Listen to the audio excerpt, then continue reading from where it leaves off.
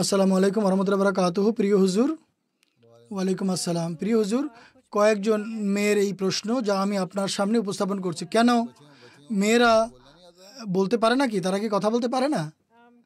কেননা হুজুর, একটি নয় অনেক প্রশ্ন আছে, তাই আমরা একটি প্রশ্ন বানিয়েছি। তাদের সবগুলো প্রশ্ন নিয়ে একটি প্রশ্ন বানিয়েছি। আপনি খুব সুন্দরভাবে সারাংশ বানান, মাশাআল্লাহ। হুজুর, প্রশ্ন হচ্ছে, যথাযথ বিয়ের প্রস্তাব পাওয়া খুব কঠিন। আর যদি বিয়ে হয়েও যায় কিন্তু পরবর্তীতে অনেক সমস্যার সৃষ্টি হয়। যদি শাশুড়ি বৌমাকে পছন্দ না করে তাহলে ছেলের উপরে অনেক চাপ প্রয়োগ করে যে একে ছেড়ে দাও। আর অধিকাংশ সময় বলা হয় বউ তো আবার পাবে, কিন্তু পিতামাতা এবং ভাই বোন তো আর পাবে না। প্রিয় হুজুর, আপনি আমাদেরকে দিক নির্দেশনা দিন যে দাম্পত্য জীবনে শ্বশুর বাড়ির কি ভূমিকা থাকা উচিত, পুত্রবধূদের কি কি দায়িত্ব রয়েছে, আর পুত্রবধূদের শ্বশুর বাড়ির দায়িত্ব ফরজ কিনা।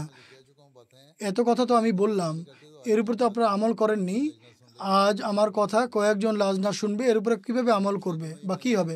সম্প্রতি এক খুতবায় বলেছিলাম, ছেলে মেয়েকে যখন পিতামাতা বিয়ে করায় বা বিয়ে দেয়, তখন পিতামাতার অন্যায় হস্তক্ষেপ করা উচিত নয়, তাদের বিবেক বুদ্ধি খাটানো উচিত। আল্লাহ তাআলা এই কথা বলে দিয়েছেন যে তোমরা পিতামাতার সম্মান করবে, তাদের সেবা করবে, তাদের উফ পর্যন্ত বলবে না। কিন্তু কথা বলেনি যে পিতামাতা যেন পুত্রবধূর উপর জুলুম করতে থাকবে। এরপর যে স্বামী, সেও তার স্ত্রীর উপরে জুলুম করতে থাকবে পিতামাতাকে বোঝানোর পরিবর্তে।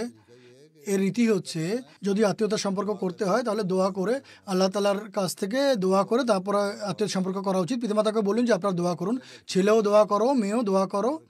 এরপর বলেন যে যদি এরপর বিয়ে হয় তাহলে এটি নয় যে আগামীকাল অন্যায় হস্তক্ষেপ করে তোমরা সম্পর্ক ছেড়ে দাও বা তালাক দাও, এটি ঠিক নয়। প্রথম কথা হচ্ছে দোয়া করতে হবে এবং এই জন্য ইস্তেখারা করা উচিত, আল্লাহর কাছে কল্যাণ প্রত্যাশা করা উচিত যে এই প্রস্তাব এসেছে এটি যেন ভালো হয় এবং কল্যাণময় হয়। শুধুমাত্র প্রেমের সম্পর্কের কারণে বিয়ে শাদী হওয়া উচিত নয়, বরং আল্লাহ তাআলার সন্তুষ্টি অর্জনের জন্য বিয়ে শাদী করা উচিত। ঠিক আছে? এটি মহানবী সাল্লাল্লাহু আলাইহি ওয়াসাল্লাম বলেছেন যে তোমরা যখন কারো সৌন্দর্য দেখে, তার সম্পত্তি দেখে, কারো পরিবার দেখে তোমরা বিয়ে করো না, বরং তার ধার্মিকতা দেখে বিয়ে করো। নারী এবং পুরুষ, ছেলে এবং মেয়েদের মধ্যে যদি এই চেতনা সৃষ্টি করা যায়, পিতামাতা যদি তরবিয়তের মাধ্যমে এই চেতনা সৃষ্টি করে যে যদি তোমরা বিয়ে করতে চাও তাহলে পিতামাতার নিজেরও সংশোধন হয়ে যাবে এবং ছেলে মেয়ে যাদের মধ্যে বিয়ে হচ্ছে তাদেরও সংশোধন হয়ে যাবে এবং তারা নিজেদের ধর্মকে অগ্রাধিকার প্রদান করবে।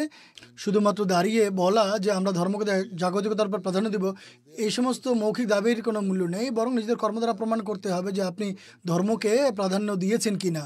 আর এক্ষেত্রে বিবাহিত জুটির জন্য এতে একটি নির্দেশনা হচ্ছে তারা যেন ধার্মিক মেয়ে খুঁজে এবং মেয়ে যেন ধার্মিক ছেলে খুঁজে, জাগতিক বিষয়াদি দেখার পরিবর্তে। ঠিক আছে? এরপর পিতামাতারও অজ্ঞতা প্রদর্শন করা উচিত নয়, তাদেরও সহ্য করা উচিত বৌমাকে, আর বৌমারও অকারণে একগুঁয়েমি করা উচিত নয়, আর ছোট ছোট বিষয়ে শাশুড়ির সঙ্গে ঝগড়া বিবাদ করা উচিত নয়। আর প্রথম কথা হচ্ছে একান্ত অপারগতা ছাড়া, পিতামাতা যদি একান্ত বৃদ্ধ হয়, তাদের দেখাশোনার জন্য যদি প্রয়োজন হয়, আর যদি তাদের অন্য কোনো সন্তান সাথে না থাকে তাহলে একত্রে থাকতে কোনো সমস্যা নেই। কিন্তু সাধারণত বিয়ের পর ছেলে মেয়েদের পৃথক ঘর নেওয়া উচিত। আর বলা হয় এখানে অনেক খরচ বেশি, বাড়ির ভাড়ায় অনেক বেশি, আমরা অ্যাফোর্ড করতে পারি না, তাই পিতামাতার সঙ্গে একই বাড়িতে থাকি। যদি থাকেন তাহলে বলে পাঞ্জাবিতে বলা আছে, একই যদি কিচেনে হাঁড়ি পাতিল থাকে তাহলে একটি হাঁড়ি তুললে আরেকটি হাঁড়ির সাথে শব্দ হবে। এভাবে শাশুড়ি বউয়ের সঙ্গে ঠোকাঠুকির আওয়াজ হতেই থাকবে, আর ননদ ভাবির মধ্যেও এই কথা কাটাকাটি হতে থাকবে। বিবেক খাটাতে হবে, শুধুমাত্র বর্তন হয়ে থাকবেন না, নৈতিকতা দেখান, মানুষ হন, আর সবাইকে এর উপর আমল করা উচিত। তরবিয়তের প্রভাব এটি আইলি সমস্যা এবং দাম্পত্য সমস্যা এবং এর সমাধান আমার বিভিন্ন বক্তৃতার যে সংকলন করেছে লাজনা ইমাউল্লাহ, তারা একটি পুস্তক প্রণয়ন করেছে, এর ইংরেজি অনুবাদও হয়েছে।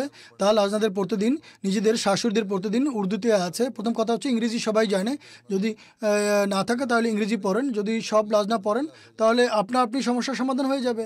আমি আপনাদেরকে দাম্পত্য কলহ এবং এর সমাধান সম্পর্কে এত মোটা পুস্তক দিয়েছি, এর উপরে আমল করে দেখান। ঠিক আছে? জাযাকাল্লাহ হুজুর।